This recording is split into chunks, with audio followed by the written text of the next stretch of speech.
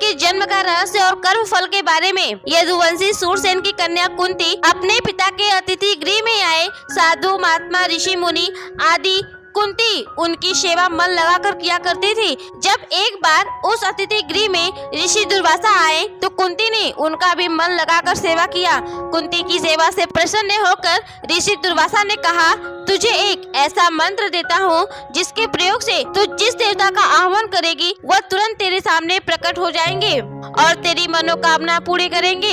यह कहकर ऋषि दुर्वासा चले गए। कुंती उस मंत्र के बारे में हमेशा सोचती रहती थी, क्या यह सच है?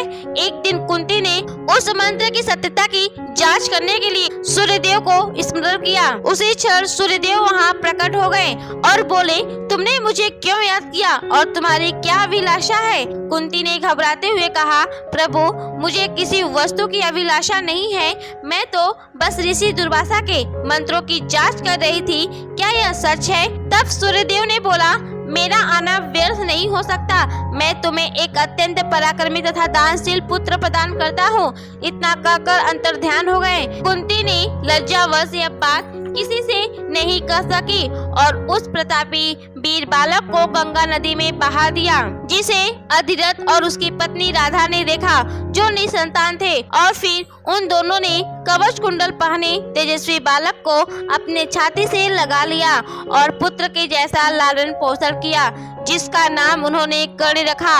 बचपन से कर्ण की रुचि युद्ध कला में अधिक थी। जब कर्ण अपने पिता अधिरथ के साथ गुरु द्रोण के पास जाते हैं, लेकिन गुरु द्रोण शिक्षा देने से उन्हें मना कर देते हैं, क्योंकि कर्ण एक सारथी पुत्र था और गुरु द्रोण ने केवल क्षत्रियों को ही शिक्षा दिया करते थे। जिसके बाद सूर्य पुत्र कर्ण परशुराम के पास जाते हैं, जो केवल ब्राह्मणों को शिक्षा दिया करते थे।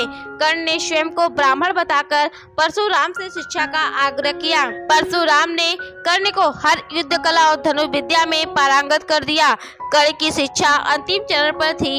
एक बार दोपहर में गुरु परशुराम कर्ण की जंघा पर सिर रखकर विश्राम कर रहे थे। तभी एक बिच्छू आता है जो कर्ण की जंघा पर काटकर घाव बनाने लगता है।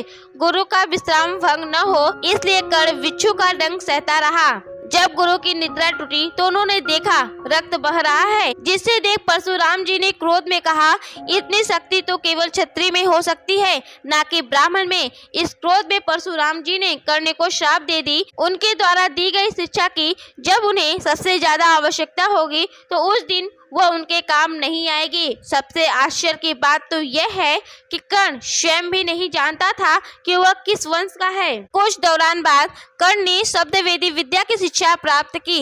एक बार अभ्यास के दौरान उसने एक गाय के बछड़े को कोई वनी पशु समझ लिया और उस पर शब्दवेदी बाढ़ चला दिया और बछड़ा मारा गया। तब उस गाय के स्वामी ब्राह्मण ने कर्ण को श्राप दिया कि जिस प्रकार उसने एक असहाय पशु को मारा है, तुम भी जब सबसे अधिक असहाय होगे और जब उसका सारा ध्यान उसके शत्रु से कहीं अलग किसी और काम पर होगा, तब तुम मारे जाओगे। पांडवों के ज्येष्ठ भ्राता होने के कारण भी कर्ण को अपने अनुजों के विरुद्ध युद्ध लड़ना पड़ा। वह माता कुंती के ज्येष्ठ पुत्र और क्षत्रिय होने के बावजूद भी जीवन भर राधे और सूत पुत्र के नाम से जाने गए।